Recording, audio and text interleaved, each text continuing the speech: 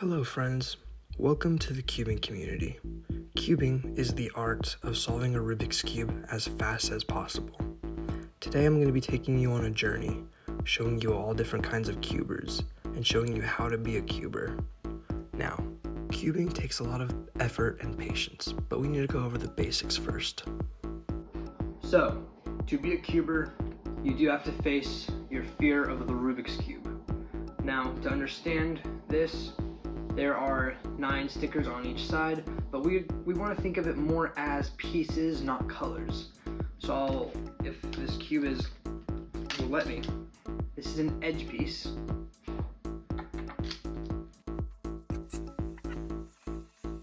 This is a corner piece.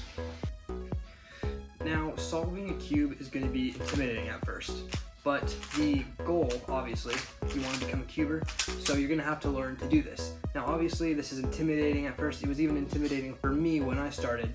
I actually even thought that it was impossible.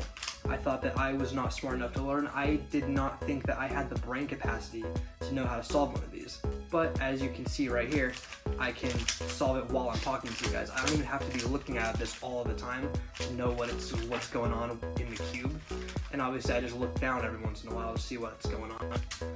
But eventually you're gonna get to a point where you don't really have to look at it to know that it's solved. You just know that it's solved. Now, this is gonna be the same for pretty much every puzzle that you need to know how to solve.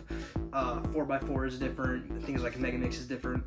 Every puzzle is a different challenge to learn, and the bigger cubes, obviously, 4x4, 5x5, 6x6, those all present new unique challenges. After 6x6, everything is pretty much the same. Once you can solve a 6x6, you can basically solve any cube. The challenge is there are some cubes that are like shape mods. So this is the Axis cube, and it is a 3x3, but it's twisted in a way where you can't actually see it the way that you would look at a regular 3x3. So I don't want to accidentally discriminate and say that you guys don't know how to solve a Rubik's Cube, because there are some of you who probably do know how to solve a Rubik's Cube who want to watch this video to get more involved in the community. So I'm going to teach you guys about notation. So what is the one thing that differentiates you and me? The fact that if I were to tell you to switch these two pieces with these two pieces, you guys wouldn't exactly know how to do that. I, however, can do it in a couple seconds. So how did I do that? Well, let's do it again. There is an algorithm to this. Now, what are algorithms? Well, they are sequences of letters that tell you what to do to a cube. To put it in simpler terms, the cube has 6 sides. There's up, there's down, there's right, there's left, there's front, and there's back. If you see the letter R, that means that you're going to be using the right layer to turn, but you don't know which way to turn. Well, if you see an R with an apostrophe next to it, that's something different. So, R, you go clockwise. R prime, this is what we call R prime. R prime, you go counterclockwise. So if there's an apostrophe, you will go counterclockwise. Now, this actually confused me for a long time with back. So with the back, this is counterclockwise and this is clockwise. So from this angle, we have B prime and we have B. Now, I can also show you the rest just in case you aren't quite sure yet. There's up, or U I should say. There's U, U prime, F, F prime, R, R prime, L, L prime, D, D prime, B, B prime.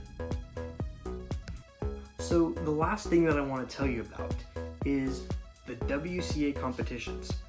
Once you hit a goal of sub 40 seconds average on a 3x3, it would be really wise to start going to WCA competitions. Obviously, you don't have to if that's not the specific niche of a cuber you want to be, but that is one of many niches that cubers can go into.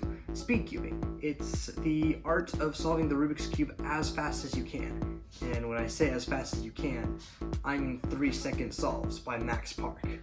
That is fast. But obviously, there are a lot of other different types of cubers. There are collectors, there are modders, there are casuals, and there are just genuine speed cubers like me who are trying to get the fastest time possible. These people, like me, I am saying this about myself, I'm insane.